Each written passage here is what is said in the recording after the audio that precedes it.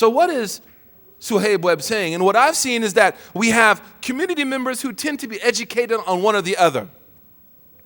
Those who think that, khalas man, this white boy is going to change the deen. Or the other, this sheikh is completely out of touch, man. This is a pluralistic society. We don't need to pray anymore. And, this stuff, whatever. So we have people that tend to be exposed to rather extreme variations of those two concepts. And that is, one, Islam is as it is, ain't nothing changing. And the other is, I'm going to change everything. I'm going to deconstruct the deen. And both are wrong. And the Prophet ﷺ mentioned these type of people in a hadith related by Imam Muslim, rahimahullah, who he said, هَلَكَ الْمُتَنَطِّعُونَ قَالَهَا ثَلَاثَ sallallahu alayhi wasallam. He said, destroyed are the extremists. And the word, as Imam Ibn al-Qayyim, he mentioned, rahimahullah, mutanatti' doesn't mean the extreme right or left. It could be both. So someone could be mutasahil, hyper-liberal, or someone could be mutashaddid, that he sticks to the apparent meanings of text and ideas to the point that they're no longer relevant to anyone anymore. And Imam Ash-Shatibi said, whoever did this is a fool. And he said the mufti, his job is to carry the people between both of those extremes as a doctor would carry a patient. He doesn't over-medicate and he doesn't under-medicate. And he said, rahimahullah, in the 6th volume of Al-Muwafaqat, bal yahmiluhu, he carries this person on a way which is in the middle. Wa hadha huwa al-Islam. So when we say that Islam is moderate, what do we mean? We mean that Siratul Mustaqim as a universal encompasses certain fixed concepts and beliefs and practices for which we cannot bargain with. Like Tawheed, like Salah, like hijab, for example, like Hajj, like not wearing skinny jeans. Some of you brothers, man, your skinny jeans need to eat some carbs, man. There are certain areas that we will not compromise as Muslims. And then there are other areas for which scholars from the time of the Sahaba till now have negotiated. And those negotiations have been influenced by a number of variables. And I'll mention a few. Number one is a person. Taking people into account. اعتبار الأشخاص. So in Sunnah Abi Dawud, we take this principle. When you study fatwa, this is a class you take on how to look at people. How to understand people are different. That surfing in Microsoft is not the same as surfing if you live in Santa Cruz. That a man came to the Prophet sallallahu alaihi wasallam and he said, Ya Rasulullah, can I kiss my wife in Ramadan? Rawaha Abu Dawud fi sunani. Faqala lahu na'am. Man asked the Prophet, can I kiss my wife in Ramadan? He said, sure, no problem. In the same gathering, Imam al-Aini al-Hanafi mentions this very beautifully, that another man raised his hand and said, what about me? Not you. So Imam al-Aini commenting, he said, li'anna, because the first guy, he was an old man. It takes him a while to get things started. You know what I'm saying? Just keep it nice.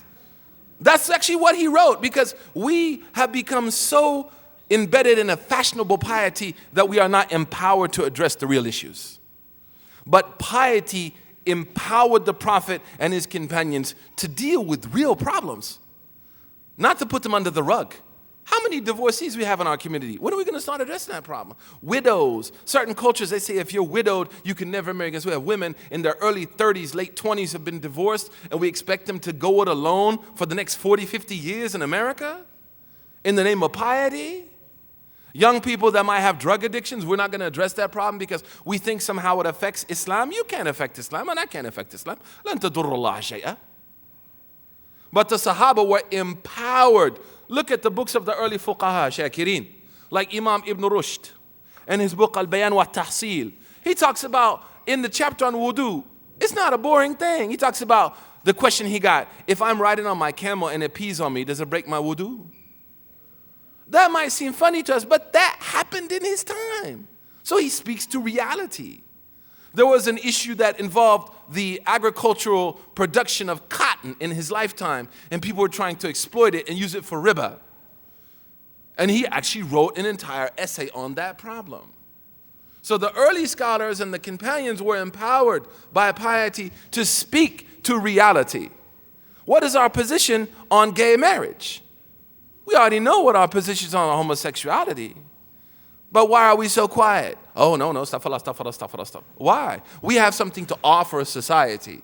And we should ask America nicely, what on earth has happened to your values in 40 years? And not be shy.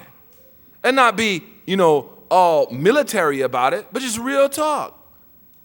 What is our position, for example, on the fact that the divorce rate amongst Muslim youth is almost 45% in America? Why is that happening? And those are the issues that we need to speak to. Why is it that converts are coming in and going out and never coming back? Why is it a convert community till now we have not established one institution on our own? That's real talk. Because we got to raise our babies a certain way because we know that our mamas celebrate Mother's Day, got big Christmas trees, love ham hocks, and know who Curtis Mayfield is. We have a whole different ball game that we deal with.